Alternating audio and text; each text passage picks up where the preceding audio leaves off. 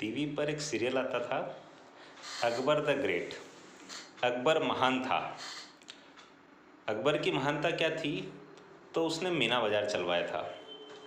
मीना बाज़ार क्या होता है? तो मीना बाज़ार उसे कहते हैं जिसमें महिलाओं के सामान मिलते हैं, महिलाओं के श्रृंगार के सामान मिलते हैं। दुकानें महिलाएं लगाती हैं और बेचती भी महिलाएं, खरीदती भी महिलाएं। अर्थात मीना बाज़ार में पुरुषों का प्रवेश पूर्णतः वर्जित होता है। अकबर बुर्का पहनकर वहाँ चला जाता था। मेवाड़ की रानी किरण, एक बार उसने अकबर को पकड़ लिया, कटार निकालकर उसकी छाती पर बैठ गई। जैसे तैसे अकबर ने अपनी जान बचाई, और केवल जान नहीं बचाई बल्कि ये वादा किया कि आज के बाद मैं कभी भी मीना बाज़ार नहीं लगाऊंगा। और उस दिन के बाद वहाँ पर कभी अकबर ने मीना बाज़ार नहीं लगाया। ये एक छोटी सी घटना है इतिहास की। ऐसी कई घटनाएं हैं जिनका इतिहास में कई जिक्र नहीं होता है, और जिन महापुरुषों के बारे में वास्तविकता में जिन घटनाओं को बताया जाना चाहिए था, ऐसी बहुत सारी घटनाएं ऐसी जिनको हमसे छुपाया गया। ऐसे कई महापुरुष हुए हैं जिनका इतिहास हमको बताया नहीं गया। झांसी की रानी के बारे में कहते हैं कि 12-12 किलो की 2 तलवारें लेकर के पीछे दामोदर राव को लेकर के दोनों हाथों से युद्ध लड़ती थी। उसका अपना एक पूरा जीवन है, जिसने मरते दम तक अंग्रेजों के सामने कभी गुलामी को स्वीकार नहीं किया।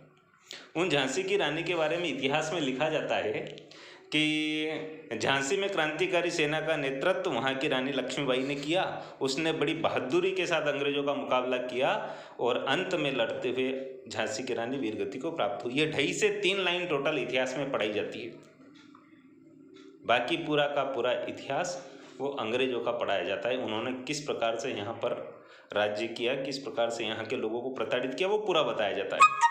सुभाष चंद्र बोस जिन्होंने अंग्रेजों द्वारा दी गई कलेक्टर की नौकरी तक ठुकरा दी और आज़ाद हिंद फौज की स्थापना की, और यहाँ नहीं करने दी तो सिंगापुर में जाकर के की।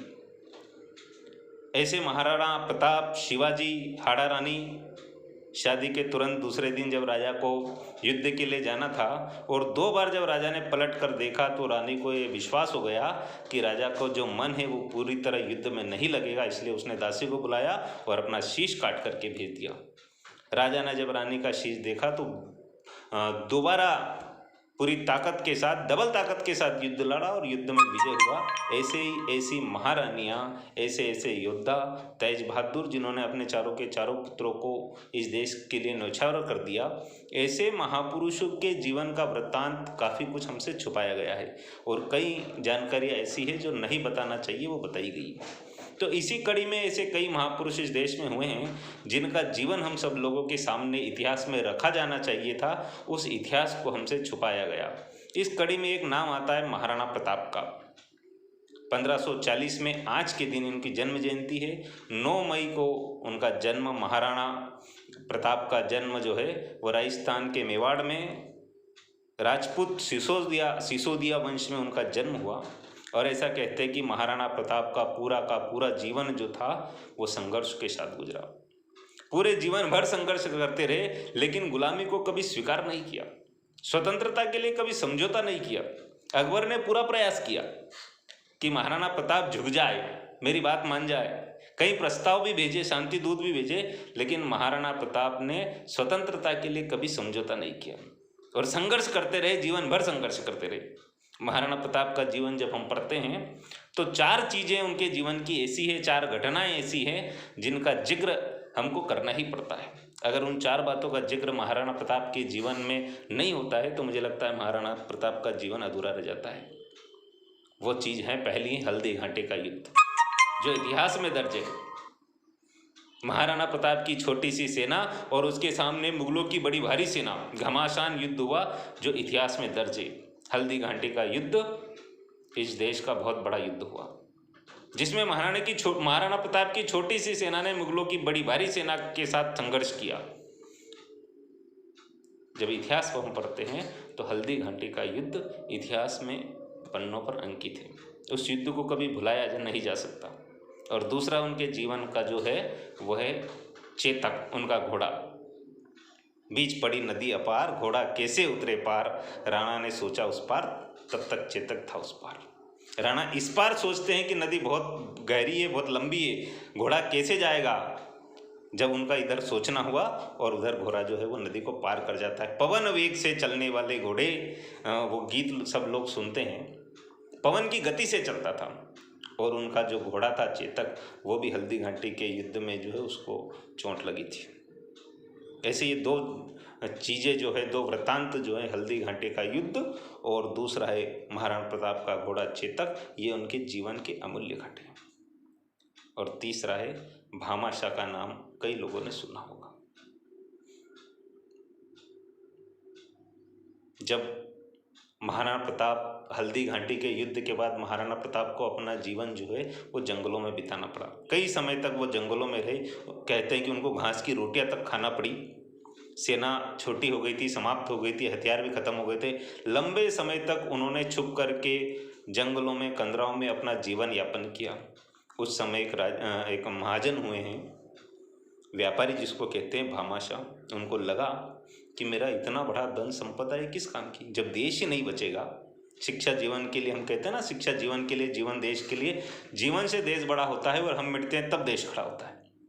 अगर देश ही नहीं बचेगा, धर्म नहीं बचेगा, तो मेरा सोना, मेरी संपदा, मेरा सुख, ये सारा किस काम का है। भामाशाह क्या करता है, वो अपनी सारी की सारी संपत्ति लेकर के जाकर के महाराणा प्रताप को सौंप देता है और कहता है कि इस सारी संपत्ति मेरे किसी काम की नहीं है अगर देश और धर्म नहीं बचता है तो। इसलिए सारा का सारा पैसा आप रख लीजिए, सारी की सारी संपदा आप रख लीजिए, इससे पुनः अपनी सेना इकट्ठी कीजिए, हथियार बनाइए और मुगलों का सामना कीजिए। महाराणा प्रताप उस धन से, उस संपदा से पुनः अपनी सेना इकट्ठी करते हैं, हथियार बनाते हैं और पूरी ताकत के साथ स्वतंत्रता के लिए संघर्ष करते हैं। तो भामाशाह का नाम उनके जीवन में एक महत्वपूर्ण चीज़ है।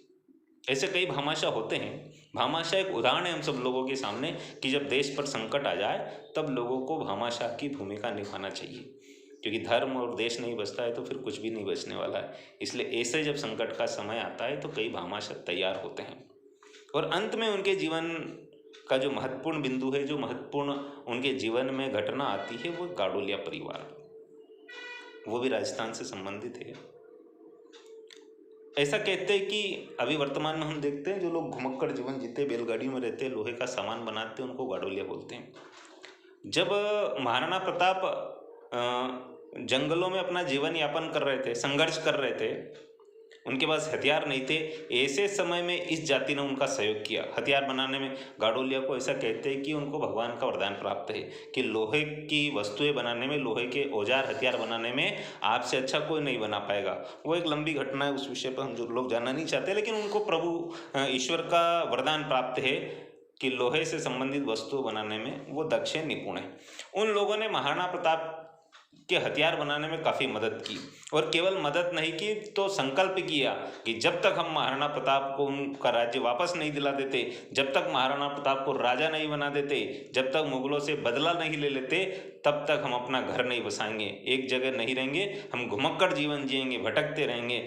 जब तक राजा अपनी गद्दी पर नहीं बैठता तब तक हम भी अपना गाँव नहीं बसाएंगे। और हम देखते हैं आज भी गाडोलिया परिवार कई जगह अपना घुमक्कड़ जीवन जीता है, घूमते फिरते, वो एक जगह घर नहीं बनाते। उन्होंने जो प्रतिज्ञा की थी वो उस प्रतिज्ञा पर वो लोग आज भी कायम हैं। ऐसे महापुरुष महाराणा प्रताप, जिन्होंने जीवन भर संघर्ष किया, पूरा का पूरा जीवन उनका संघर्ष रहा, लेकिन स्वतंत्रता के लिए कभी समझौता नहीं किया। अकबर झुक गया, अकबर ने पूरे प्रयास किए, समझौता के लिए शांतिदूत भेजे, वो हर तरह का प्रयास करता रहा कि महाराणा प्रताप एक बार झुक जाए, मेरी अधीनता स्वीकार कर ले। लेकिन महाराणा प्रताप जो थे वो भी मेवाड़ के थे और वो उस राजवंश के थे जो ये कहता है कि जा कर के अकबर से कह दो, मुगल बादशाह से जाकर के कह दो कि मेरी गर्दन अकड़ गई है।